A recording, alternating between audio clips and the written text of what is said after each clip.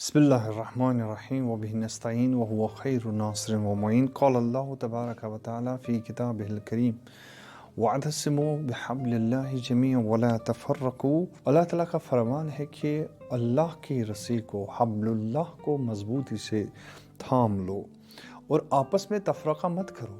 یعنی فقط اللہ کی رسی کو تھامنا نہیں ہے بلکہ اللہ کی رسی کو متمسک ہونے کے بعد جو فرمان ہے وہ یہ ہے کہ آپس میں تفرقہ مت ڈالو.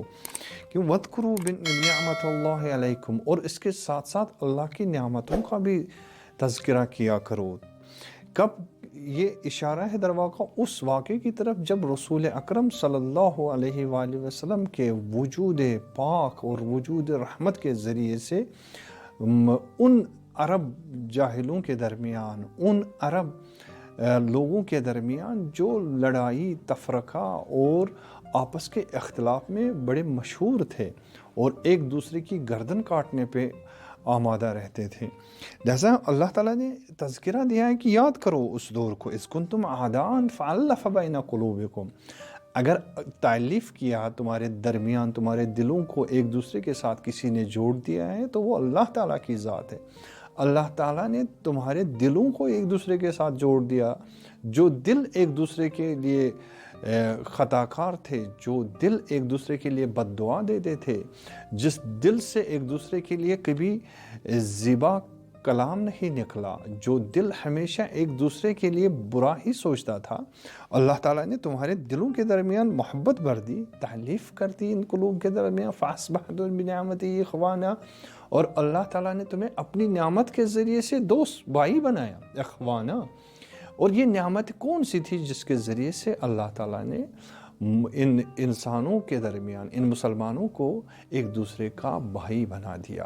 اور ایک دوسرے پہ جہاں پہ وہ لڑنے کے لیے تیار ہوتے تھے اب لڑتے ہیں، لیکن اس کے لیے تاکہ اپنے مومن بھائی کی مدد ہو. یہ نعمت رسول خدا صلی اللہ علیہ وآلہ وسلم تھی. انہیں وجود پاک حضرت محمد مصطفیٰ، آج بھی یہ نعمت ہمارے درمیان ہے. آج بھی اگر کہیں پہ عداوت ہے، اگر کہیں پہ کینہ ہے، اگر کہیں پہ بغض ہے، اگر کہیں پہ نافہمی ہے، اگر کہیں پہ بے شعوری ہے، اگر کہیں پہ حسد ہے، اگر کہیں پہ لالچ ہے، حرص ہے اور اخلاقی برائی ہے، تو اس کو بس ایک ہی واسطے کے ذریعے سے دور کیا جا سکتا ہے.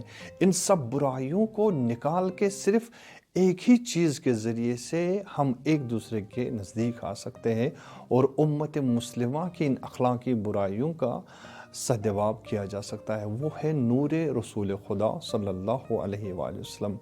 تو آج بھی مسلمان ایک دوسرے کے لیے جان نچھاور کر سکتے ہیں. آج بھی مومنین ایک دوسرے کے لیے جان کی قربانی دے سکتے ہیں، بشرطے کہ ہم رسول اکرم صلی اللہ علیہ وآلہ وسلم کے دامن کو تھام لے اور اس سیرت طیبہ کو اور ان کے فرمان کے مطابق عمل کرے جو ان کا فرمان تھا.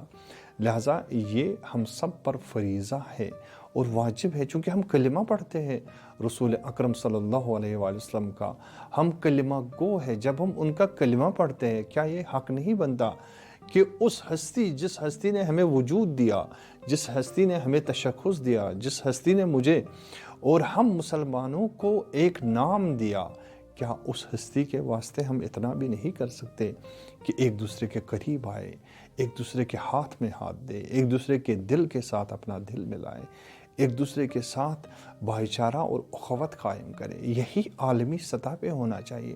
مسلمان کے درمیان، شیعہ سنی کے درمیان، سنی شیعہ کے درمیان، اور ساری امت مسلمہ ایک دوسرے کے ساتھ تالیف قلوب کرے، محبت سے ایک دوسرے کے دلوں کو بھر دے، اور پھر اٹھ کے یہ امت مسلمہ غیر مسلموں کے ساتھ اسی طرح سے یہ وحدت کا پیغام پہنچائے اور وحدت کی یہ جو عظیم فضا ہے، وحدت کی یہ جو رحمت ہے، اس کو عام کرے. یہ رسول اسلام صلی اللہ علیہ وآلہ وسلم کی دین ہے. کم سے کم اتنا تو ہم رسول اکرم صلی اللہ علیہ وآلہ وسلم کی ذات پاک کے لیے تو کر سکتے ہیں.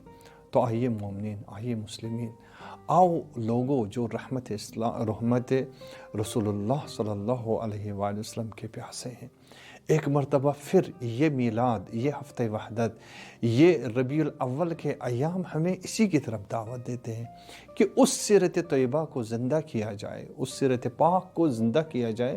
لیکن کیسے زندہ کر سکتے ہیں؟ جب ہم رسول اکرم کی اس سیرت طیبہ پہ عمل کریں۔ لہٰذا اتحاد، وحدت، یہ پیغام عام ہو، یہی رسول اکرم صلی اللہ علیہ وآلہ وسلم کا الہی پیغام تھا۔ والسلام علیکم ورحمۃ اللہ وبرکاتہ۔